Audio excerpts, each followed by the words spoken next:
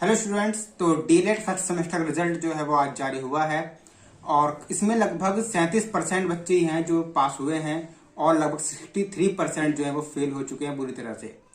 तो ऐसा एग्जाम में क्या हुआ, और जो हमारे सामने बैठे हैं ये मैथ्स के टॉपर हैं, इनके 25 में से 25 मार्क्स आए हैं जैसा कि आप स्क्रीन पर देख सकते हैं। तो इन्होंने ऐसा क्या किया था एग्जाम में जिससे इनके मैथ में पूरे 25 में से 25 नंबर आए हैं। आज इनसे वो टिप्स लेंगे और जो आपके आने वाले एग्जाम होंगे सेकंड सेमेस्टर के, थर्ड के, फोर्थ के या किसी भी सेमेस्टर का स्टूडेंट अगर वो देख रहा है तो उसके लिए ये इंटरव्यू जो है काफी ज्यादा मददगार साबित होने वाला है। तो इनसे जानते हैं इन्होंने ऐसा कौन सी स्ट्रेटेजी अपनाई पढ़ने में, मैथ में, और जो एग्जाम दिया था तब इन्होंने किन बातों का ध्यान रखा था, वो आज इनसे हम जानते हैं। बताइए। सबसे पहले तो उन सभी को कॉन्ग्रेचुलेसन जो लोग पास हुए हैं, और जो लोग फेल हो गए हैं, जिनकी बैक आ गई है, उनको डिसअपॉइंट होने की जरूरत नहीं है, निराश होने की जरूरत नहीं है। अभी टाइम बीता नहीं है, अभी तो आपको बहुत कुछ करना है। अगर आप मेहनत करेंगे तो आप अच्छे मार्क्स स्कोर कर सकते हैं। जरूरी नहीं कि जो हमने पीछे हो चुका है उसको याद कर करके ही आप दुखी हो। अब रिजल्ट आ चुका है, आप इससे ज्यादा आप कुछ कर नहीं सकते। तो नेक्स्ट ईयर बैक का फॉर्म भरिएगा और अच्छे से स्कोर करिएगा। और अब आप ये कोशिश करिएगा कि आपके सेकंड सेमेस्टर, थर्ड सेमेस्टर और फोर्थ सेमेस्टर में नंबर अच्छे आए, आप वहां पर गलती ना करें। तो चलिए, ये बात हो गई हमारी कॉन्ग्रेचुलेशन की और जो बच्चे फेल हुए हैं उनके बारे में। अब हम बात करते हैं कि आपको मैथ को पढ़ना कैसे है। 25 आउट ऑफ 25 कैसे आएंगे, क्योंकि जब पेपर मेरा हुआ था कहीं मैंने पहले ही बोल दिया था कि मेरे फुल मार्क्स आएंगे, आप एक नंबर भी कहीं कटेगा नहीं, क्योंकि पेपर इतना ज्यादा हैवी भी नहीं था और इतना ज्यादा इजी भी नहीं था। मॉडरेट पेपर था, बस एक दो क्वेश्चन थे जो हार्ड थे, तो वहीं पर प्रॉब्लम्स क्रिएट हुई। लेकिन वो भी प्रॉब्लम्स तो क्रिएट नहीं हुई, सिर्फ थोड़ा सा टाइम लग गया उन क्वेश्चन करने में। एक के बाद जो है 2 बार करने पड़ गए, चेक करने के बाद, बाकी कोई दिक्कत नहीं हुई। लेकिन हमें पेपर को करना कैसे है ये इंपॉर्टेंट होता है। सबसे पहले तो पेपर 1 घंटे के लिए, हमारा जितना पेपर था प्रॉपर टाइम तो था ही हमारे पास, उसके बाद भी पेपर थोड़ा बहुत लेंथी हो रहा था। कुछ बच्चे मैं देख रहा था कि कुछ लोग मुझसे बाद में पेपर के बाद ये कह रहे थे कि हमारे 2 क्वेश्चन छूट गए, 3 क्वेश्चन छूट गए। तो स्टार्टिंग में ही आपको, जैसे ही आपको पेपर मिलता है, आपको पेपर लिखना शुरू कर देना है। जो आपको आता है पहले आप वो करिएगा, किसी से बात नहीं करनी, क्योंकि बात करने वाले सेंटर में बहुत ज्यादा लोग होते हैं जो आपको डिस्टर्ब करेंगे कि भाई ये बता दे, भाई वो बता दे, तुमने तो कर लिया, ये बता दो। तो पहले आपको अपना पेपर करना है। उसके बाद अगर आपके पास टाइम बचता है, वैसे मैथ के पेपर में बचता नहीं है टाइम, अगर फिर भी बचता है, तब आप दूसरों को चाहे तो हेल्प कर सकते हैं। क्योंकि भाई देखो, अगर आपके पास टाइम और आप हेल्प ना करें वो भी गलत बात है, तो ऐसे में आप कर सकते हैं। बट इससे पहले हमने क्या क्या किस तरीके से पढ़ाई की है वो इम्पोर्टेंट है। हम लोग क्या करते हैं कि सब ये सोच के कि यार बीटीसी का मैथ है, डीएड का मैथ है, इतना हार्ड नहीं है, इजी है, कर लेंगे। मतलब कि हम उसको लेट इट भी कर देते हैं और उसको ये सोच लेते हैं कि बस ये पेपर हमारा हो जाएगा जैसे भी होगा। लेकिन हम कभी भी उसको डीपली नहीं लेते हैं।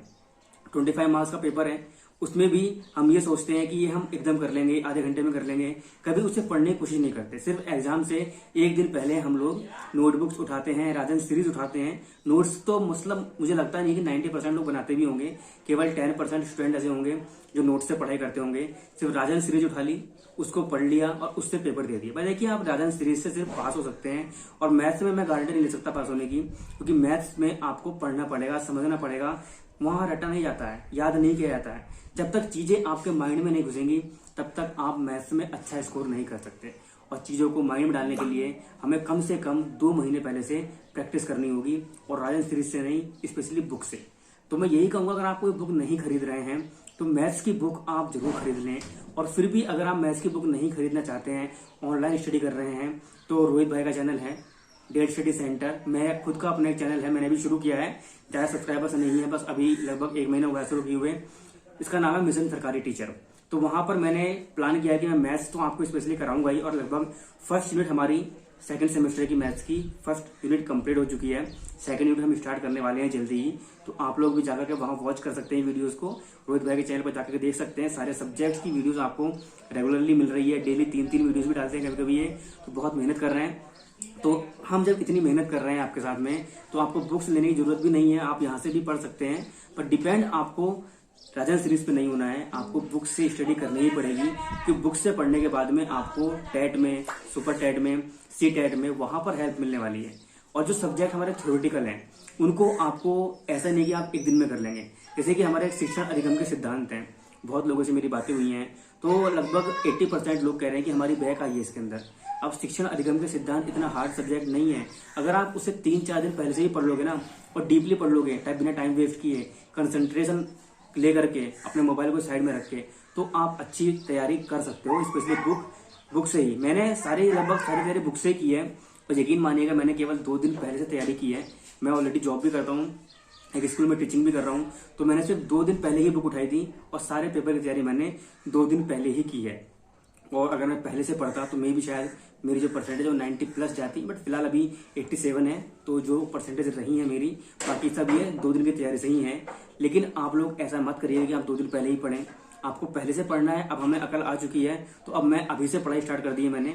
अब मैं अभी से पढ़ना शुरू कर दिया है ताकि मैं लगभग सारे सब्जेक्ट में अच्छा स्कोर कर सकूं। तो ये मेरे टिप्स थे कि आपको शॉर्ट में टिप्स को खत्म करते हैं। पहली चीज कि आपको जितने चैप्टर्स हैं सबको रिवाइज करना है। एक बार कंप्लीट करने के बाद में उसका रिवीजन जरूर कीजिएगा। सारे फॉर्मूले आपको याद करने हैं। एक पेपर पे आप अलग अलग फॉर्मूले लिख सकते हैं। उसके बाद जो शॉर्ट आंसर्स हैं और जो लॉन्ग आंसर्स हैं, उनको आपको ऐसा नहीं कि आपने क्वेश्चन लिखा और एक लाइन में आंसर कर दिया। तो देखिए, बेसिक मैथ जो होता है हम पढ़ते हुए आ रहे हैं 6th 7th 8th में, इससे ज्यादा कुछ नहीं है। 6th 7th 8th से ऊपर का कुछ भी मैथ नहीं है D.ED के अंदर। तो हम शुरू से पढ़ते जा रहे हैं जो बेसिक मेथड्स हैं। 3-4 लाइन में आपका क्वेश्चन होता है तो आप 3-4 लाइन में करिए, 5-6 लाइन में और 5 लाइन में करिए। जरूरी नहीं कि आप लाइन्स कट करके आंसर ले आते हैं, शॉर्ट ट्रिक यूज कर रहे हैं। तो शॉर्ट ट्रिक में आपके आंसर गलत होने के चांसेस आ जाते हैं और एग्जामिनर को समझ नहीं आएगा। एग्जामिनर समझ नहीं आएगा तो वो आपको 2 नंबर की जगह 1 ही नंबर देगा, क्योंकि आंसर ठीक है आपका, एक्सप्लेनेशन आपकी गलत है। तो ऐसे में आपको केवल 1 ही नंबर मिलेगा। और अगर आपके आधे नंबर हर क्वेश्चन में मिलेंगे तो भाई आप पास कैसे होंगे? फिर वही 12-13 नंबर आएंगे, क्योंकि 25 का तो पेपर ही है। तो उसमें से 12 या 13 नंबर ही आएंगे, उसमें भी आप सब किनारे पर रह जाएंगे। कहीं 1 आधा नंबर और रह गया तो फिर आप खत्म। तो ये इसीलिए हमें स्टेप बाय स्टेप आपको करना है पेपर। पर यही एक ट्रिक है, इसके अलावा तो कुछ नहीं है। नॉर्मली आप बस कंटिन्यूटी रखिए अपनी पढ़ाई में, कंसिस्टेंसी रखिए। डेली कुछ ना कुछ टाइम निकाल करके, भले आधा घंटा निकालिए, लेकिन अपनी पढ़ाई के लिए निकालिएगा जरूर, उसको वेस्ट मत कीजिएगा। बाकी मेरे यही टिप्स हैं और उम्मीद करता हूँ कि आप लोग पढ़ेंगे। 2nd सेमेस्टर की तैयारी करना शुरू कर दी होगी। बाकी सब्जेक्ट्स आप लास्ट में 1 मंथ में कवर कर सकते हैं, बट मैथ्स को तो आपको सीरियसली अभी से लेना होगा, वरना फिर मैथ्स बहुत ज्यादा परेशान करता है। आप सब जानते ही बैक बहुत ज्यादा मैथ में ही आती है। अच्छा, एक सवाल और, जो कुछ स्टूडेंट कह रहे थे कि सर हमने जो है शॉर्टकट तरीका अपनाया है, तो आप कौन सा तरीका अपनाते हैं लिखने का? एग्जाम में मैथ की कॉपी आप लिखते हैं तो उसमें आप शॉर्टकट तरीके से लिखते हैं, डेस्क्रिप्टिव टाइप पूरा क्वेश्चन खोल के समझाते हैं एग्जामिनर को? ये बताइए। हाँ, मतलब यही होता है कि मैंने आपको बताया कि शॉर्ट ट्रिक आपको यूज नहीं करनी है। तो वही मैंने जब पेपर दिया था अपना, तो मैंने पूरा बिल्कुल एक्सप्लेन करने के बाद लिखा है। जो क्वेश्चन 3 लाइनों में हो सकता था नॉर्मली शॉर्ट ट्रिक से, मैंने उसको 6-7 लाइन तक ले गया हूँ और लगभग पूरा एक्सप्लेन करने के बाद में क्वेश्चन के आंसर दिए हैं। और मोस्टली लगभग सारे आंसर ठीक होते हैं अगर हम एक्सप्लेन करके क्वेश्चन करते हैं। तो अगर हम शॉर्ट ट्रिक से यूज करते हैं तो कुछ क्वेश्चंस में कैलकुलेशन में प्रॉब्लम हो जाती है, तो आंसर भी हमारे लगभग गलत होने के चांसेस बढ़ जाते हैं। अच्छा, और कोई ऐसी टिप जो आप बताना चाहेंगे जिससे आने वाले समय में सभी बच्चे जो हैं आपकी इस वीडियो का फायदा उठा सके, मैथ में अच्छा स्कोर कर सके? और कुछ कहना चाहेंगे आप? ये मैथ में स्कोर करने के लिए जरूरी है प्रैक्टिस, क्योंकि आप सब जानते हैं जितने क्वेश्चंस आपको पता है ओरली कि आप ये क्वेश्चन कर लेंगे, फ्रैक्शन का, भिन्नों का जोड़ है, आपको पता, आप कर लोगे, आपको आता है। लेकिन जब तक आप प्रैक्टिस नहीं करोगे आप उसमें परफेक्ट नहीं बनेंगे।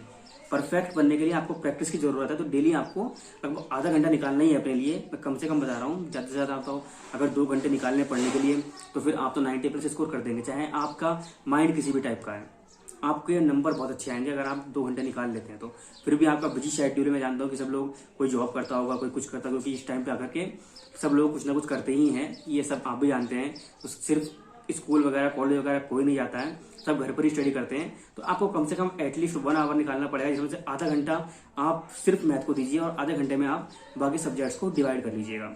ये मेरा टिप है आपके अच्छे नंबर्स लाने के लिए। चलिए, इन्होंने अपना कीमती समय निकालकर हमें इतना समय दिया, उसके लिए इनका बहुत बहुत शुक्रिया। और उम्मीद करता हूँ जो हमारी वीडियो बनाने का पर्पज है उससे आपको फायदा मिलने वाला है।